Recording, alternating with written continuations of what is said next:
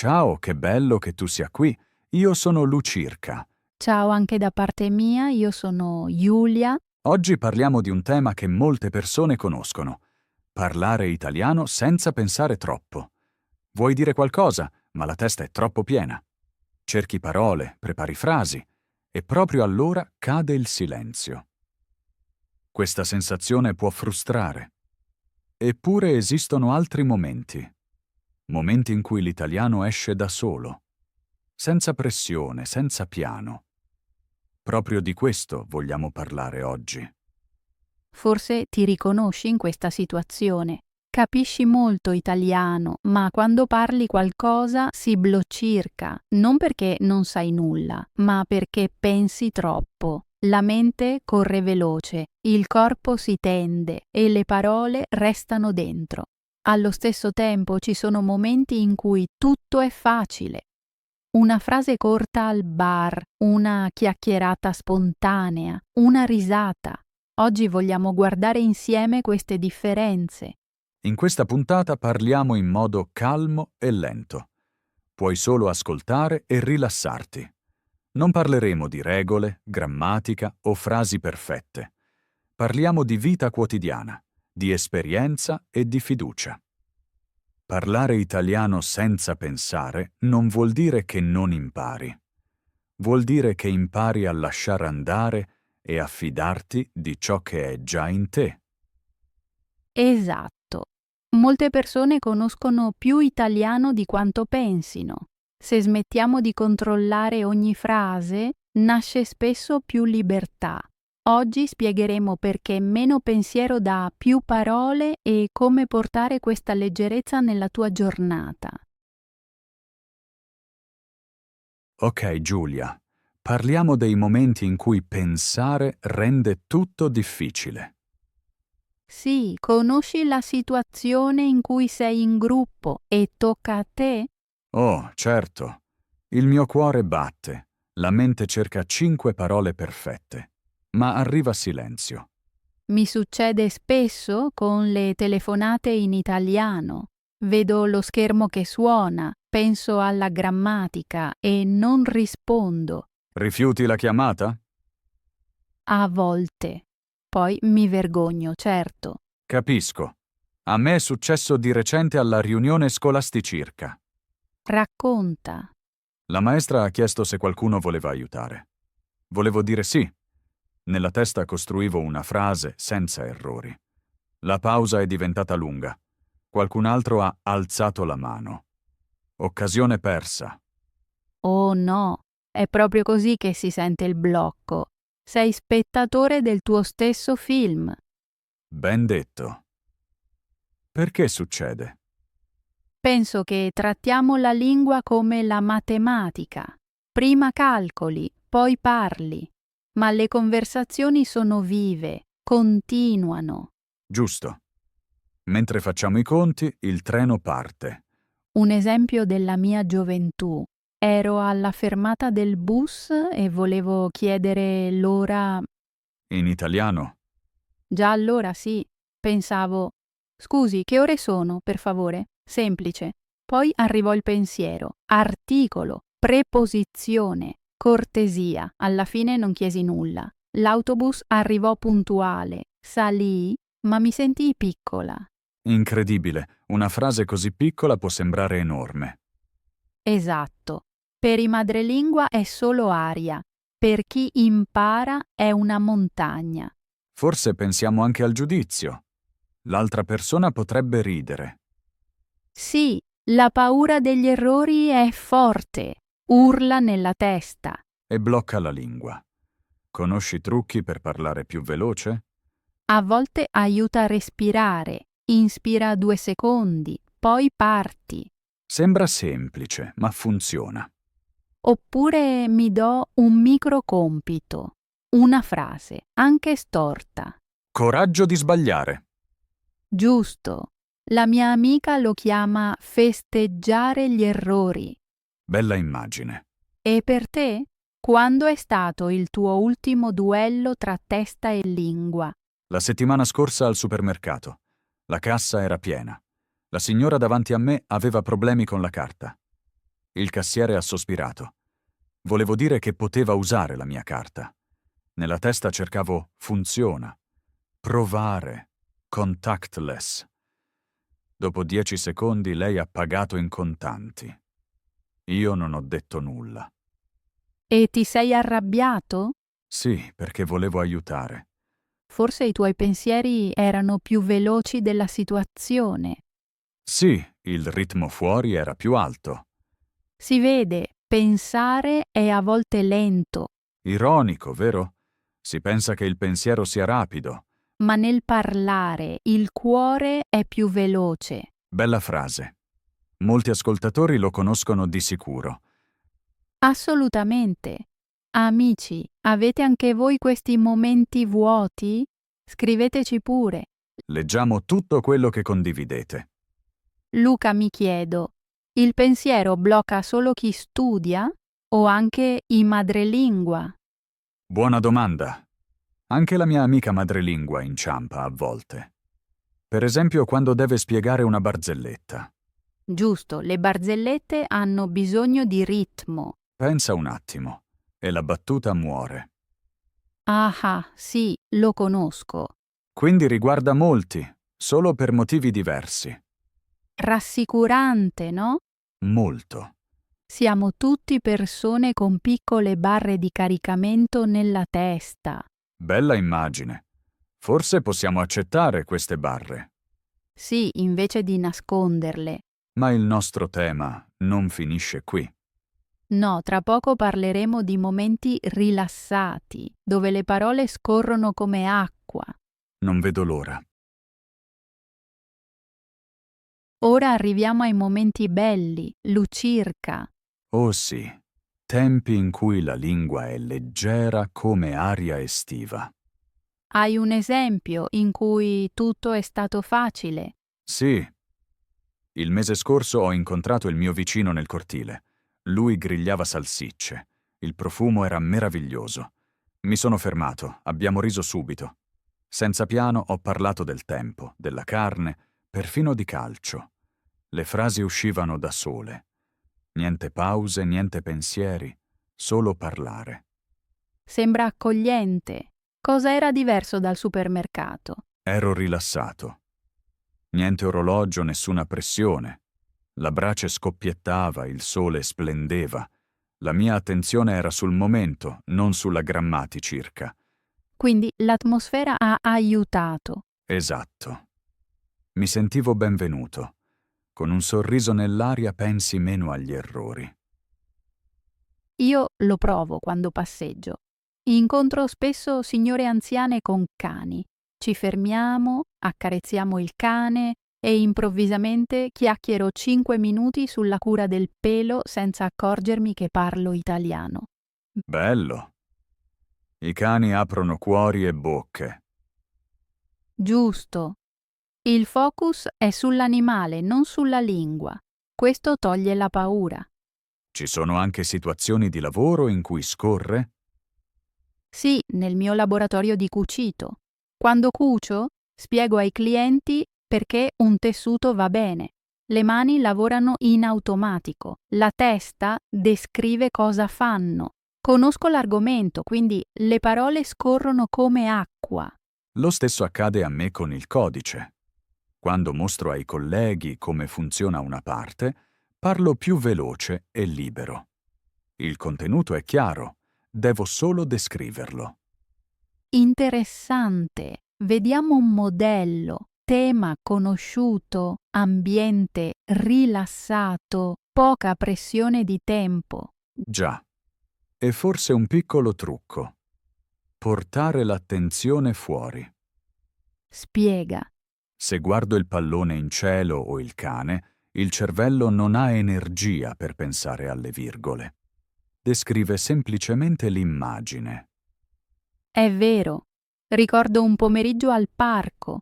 Mio nipote giocava con altri bambini. I genitori erano lì accanto. Uno ha chiesto da dove vengo. Di solito mi fermo, ma stavolta vedevo solo i bambini correre. Ho risposto subito, ho parlato della mia terra, senza riflettere. Perché metà dei tuoi occhi seguivano i bambini.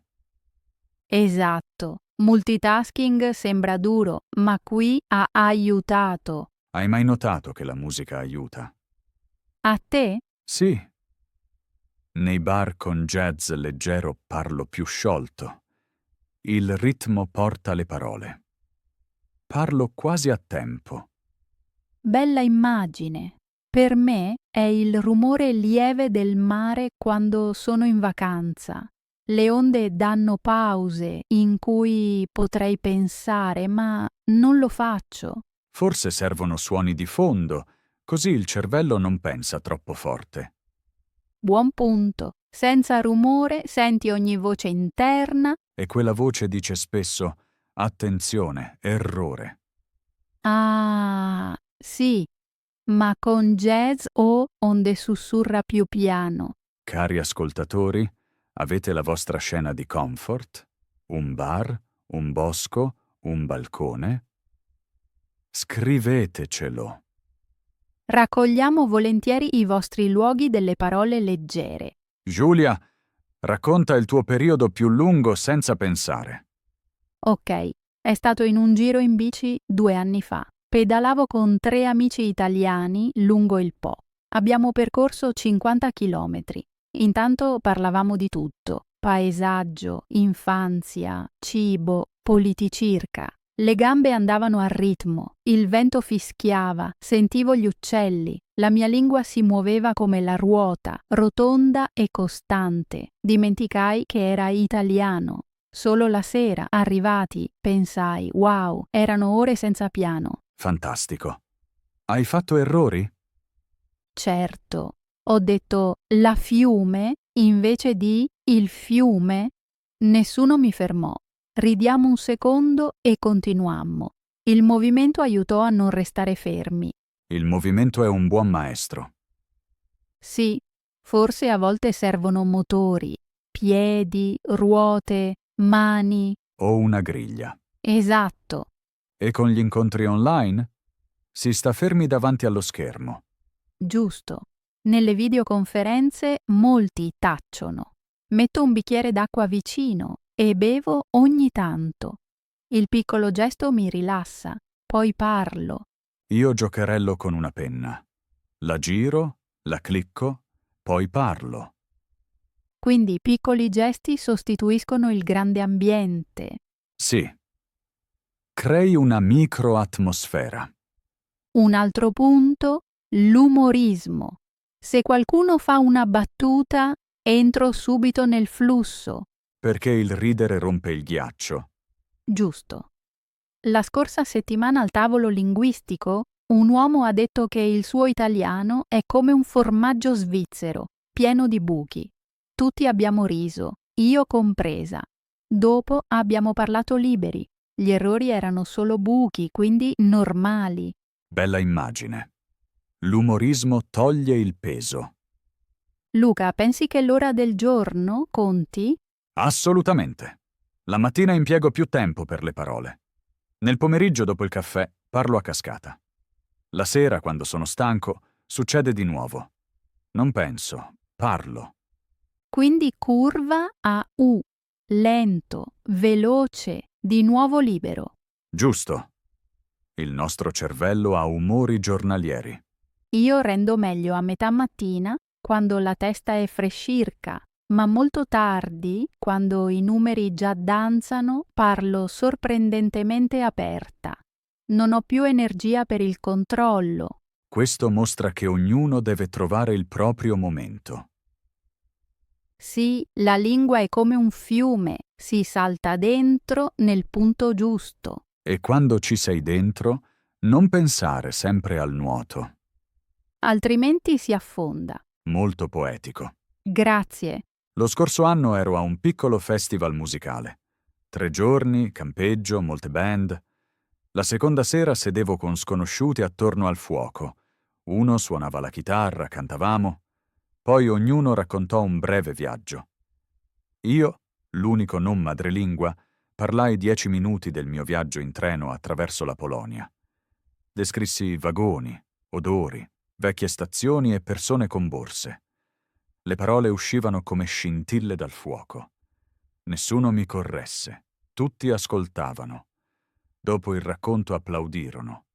Solo in tenda capii che non avevo mai cercato un verbo. Musica, fiamme e cielo scuro avevano unito storia e lingua. Meraviglioso. Mostra che l'emozione porta la grammaticirca. Esatto. Quando il cuore è pieno, si occupa lui degli articoli. Forse i nostri ascoltatori possono provarlo. Cercate un momento pieno di sentimento e parlate. Sì, raccontate a un'amica una storia quando siete felici o tristi. Le emozioni spingono le parole. E gli errori cadono dal vagone. Luca, abbiamo raccolto molti esempi. Griglia, cane, bici, musica, umorismo, emozioni. Tutti mostrano che ambiente, emozione e movimento aiutano. Questo dà coraggio, secondo me. Anche a me. Sento quanto fluenti siamo. Un buon segno. Siamo dentro al tema. Passiamo subito alla parte in cui parliamo di lasciare andare le frasi perfette. Sì, ma respiriamo profondamente e diamo agli ascoltatori una piccola pausa. Ottima idea. Restate con noi, prendete acqua o caffè.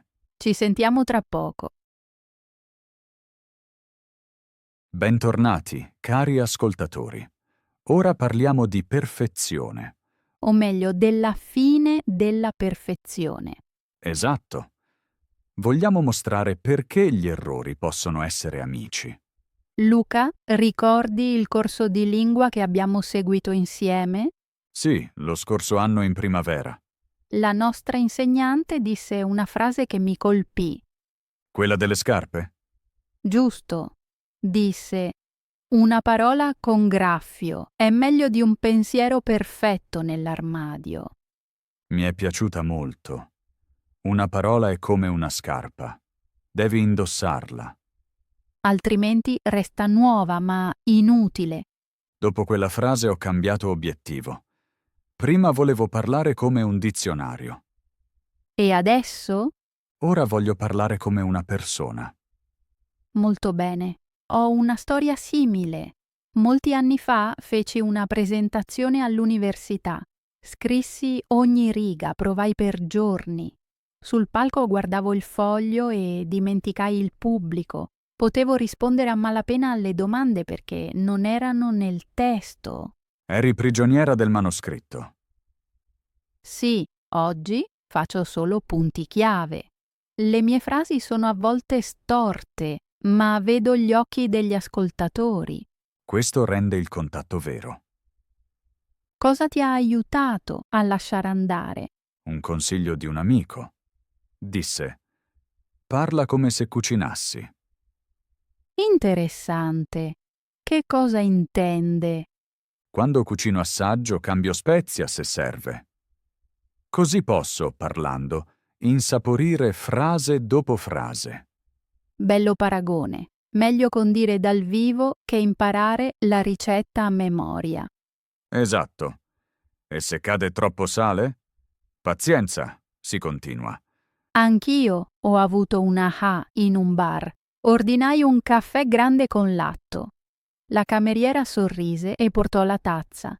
Nessuna correzione, nessun commento. Ti ha aiutato? Sì, ho capito che spesso l'errore dà fastidio solo a me, non al mondo. Io una volta ho detto la burro. Il collega ha sorriso, ma ha risposto normale. E la giornata è andata avanti. Già, la Terra ha continuato a girare, nonostante l'articolo sbagliato. Cari ascoltatori, forse conoscete questa paura degli articoli. Credeteci, il pane è buono anche senza il compagno giusto. Scriveteci pure il vostro errore di articolo più divertente. Luca, pensi che gli errori mostrino anche personalità? Sì. Il mio accento rivela la mia origine. Rende le conversazioni colorate. Anch'io la vedo così. Un piccolo inciampo può aprire una porta. Spesso la gente chiede «Di dove sei?» e nasce un nuovo tema. Errore come rompighiaccio. Esatto. L'altro giorno in treno ho detto «Ho molto viaggiato». La signora davanti ha corretto piano. «Sono molto viaggiata». Poi ha raccontato dei suoi viaggi. Abbiamo parlato un'ora. Quindi l'errore vi ha unito. Giusto. Senza forse saremmo rimaste in silenzio. Un altro punto. Anche i bambini imparano tramite errori. Dicono «ho andato». Nessuno ferma il mondo per questo. Vero. E i bambini non perdono il coraggio. Continuano a parlare. Noi adulti dovremmo essere più come loro, curiosi, coraggiosi, rumorosi. A volte esercito il linguaggio dei bebè da sola, solo per sentirmi sciolta. Davvero? Sì, dico, macchina fa brum e rido, dopo sono rilassata per le riunioni. Bello metodo. Hai rituali? Mi do un limite di tempo. In riunione posso pensare massimo 3 secondi. Poi parlo, anche se la frase non è finita. E funziona? Sorprendentemente sì. Spesso il resto arriva mentre parlo. Mi ricorda disegnare senza staccare la penna. La linea cerca la sua strada. Bella immagine. Lingua come linea, non come punto. Esatto, i punti fermano il flusso. Un insegnante mi disse una volta: parla, poi pensa. All'inizio mi sembrava folle. Perché impariamo il contrario. Prima pensare, poi parlare. Ma nei dialoghi spesso vale il contrario. I pensieri si ordinano in cammino. Come durante una passeggiata. Parti, poi capisci dove vuoi andare. Sì. Se resti fermo, vedi solo l'incrocio. Un mio amico fa teatro improvvisato. Lì vale la frase sì e Cioè? non si dice mai no sul palco. Si accetta l'idea dell'altro e si costruisce sopra. Nasce subito il flusso. Potremmo usarlo nello studio. Gli errori sono idee. Diciamo sì e, invece di stop, sbagliato. Giusto. Così la conversazione cresce. Giulia, hai paura di errori imbarazzanti? Meno di prima, penso. L'imbarazzo dura 10 secondi, il silenzio a volte molto di più. Bella frase da scrivere. Grazie. Forse la metto sul frigorifero. E accanto un foglio. Oggi almeno 3 errori. Ah ah. Sfida accettata. Cari ascoltatori, ci state? 3 errori al giorno, chi ci riesce?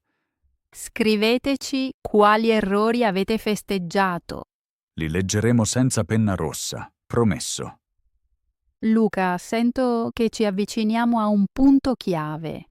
Il coraggio è più importante della grammaticirca. Sì, la grammatica segue come un'ombra. E l'ombra ha bisogno di luce, cioè di parole. Molto poetico, Giulia. Grazie. Penso sia una bella immagine per chiudere questa parte. Concordo. Nel prossimo capitolo riassumiamo tutto, vero? Sì, buona idea. Allora respiriamo e mettiamo in ordine i punti. Giulia, ora vogliamo parlare di ritmo, giusto? Sì, il flusso nella conversazione mi interessa molto. Mi accorgo che, se ascolto bene, trovo il tempo automaticamente. Vero, ascoltare è come un metronomo, dà il beat. Prima volevo sempre già pianificare la risposta mentre tu parlavi. Lo conosco, così in realtà non ascolti. Oggi provo a ripetere dentro di me la tua ultima parola. Poi rispondo. Bella praticirca crea una piccola pausa, ma non un buco. Così la conversazione resta come un gioco di ping pong. Esatto. La palla vola, nessuno la tiene troppo. Ho un esempio dall'ufficio. Un collega ed io dovevamo risolvere un problema veloce. Immaginammo di improvvisare musicirca. Uno suona, l'altro aggiunge. Niente frasi lunghe, solo impulsi brevi. In 10 minuti avevamo un piano. Bello! Quindi vi ha aiutato l'idea della jam session. Sì. Lingua come chitarra, idee come accordi. Per me funziona simile cucinando in due. Una persona taglia, l'altra condisce. Diciamo poco. Peperone pronto. Sale ok? Coperchio su. Poche parole, eppure il ritmo è giusto. Poi a tavola il discorso scorre lungo e tranquillo. Interessante. Fasi di lavoro corte creano fiducia. Poi la lingua può danzare. Giusto. Un altro punto è il respiro. Se respiro corto, spezzetto le frasi. Oh sì, conosco. Respirare profondo dà archi più lunghi. Puoi anche ascoltare e contare in segreto. Inspira 4 passi, espira, poi parla. Sembra quasi meditazione. Lo è. Linguaggio e respiro sono gemelli. Ho sentito un podcast. Il relatore proponeva di dire prima un piccolo così guadagni un battito. Vero, questo menka suona naturale e riempie il vuoto. Lo usano anche i madrelingua? Molto spesso dicono allora, esatto. Queste parole tengono il ritmo. Prima pensavo fossero errori. Ora le vedo come strumenti di ritmo. Ben detto. Un dialogo senza sarebbe come un brano senza pausa, stancante. Quindi possiamo festeggiare le pause piccole. Sì, una pausa mostra anche interesse. Se taci un attimo, dimostri che ascolti. La scorsa settimana l'ho provato con la vicina. Parlava del suo giardino. Ho atteso 2 secondi prima di chiedere. Ha sorriso e ha parlato ancora, più profondo. La pausa crea spazio che l'altro riempie volentieri. A volte ritmo è anche tacere insieme. Sì, il silenzio può essere parte della musicirca. Che dire della velocità? Alcuni parlano molto veloce. Allora perdo il tempo. Anch'io.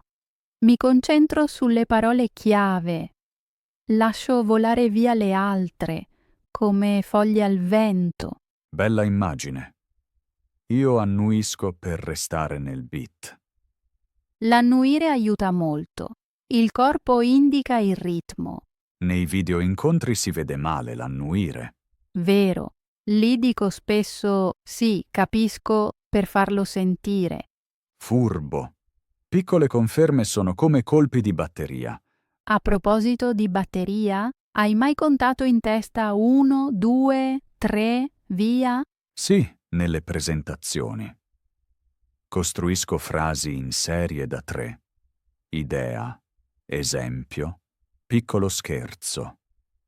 Dà struttura e tiene svegli gli ascoltatori.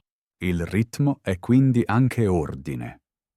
E l'ordine crea sicurezza. Se mi sento sicuro, penso meno alla grammaticirca. Esatto, così cresce la spontaneità. Cari ascoltatori, cosa vi porta nel flow? Musica, pause, movimento? Scriveteci. Siamo curiosi dei vostri ritmi quotidiani. Giulia, senti che la nostra chiacchierata è già un esempio?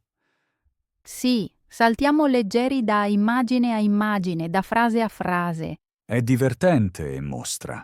Il flow nasce quando non lo forzi. Giusto. Prepara le condizioni. Ascolto, respiro, pause. Poi arriva la magia. Penso che sia stato un bel giro, Lucirca. Anche per me. Abbiamo raccolto molti piccoli strumenti. Presto dovremmo tirare le fila e unire tutto. Buona idea. Passiamo subito a un riassunto. Credo che il tuo ultimo commento fosse perfetto, Giulia. Riassumo brevemente quello che abbiamo detto oggi? Volentieri, Lucirca. Un riassunto aiuta sempre. Allora, prima abbiamo parlato di come troppi pensieri bloccano il parlare. Abbiamo dato esempi, dal telefono al supermercato. Poi sono arrivati i momenti rilassati. Griglia, cane, bici, musicirca. Abbiamo visto che un ambiente piacevole, il movimento o l'umorismo liberano la lingua. Dopo abbiamo lasciato la perfezione. Gli errori sono diventati amici, punti colorati nel dialogo.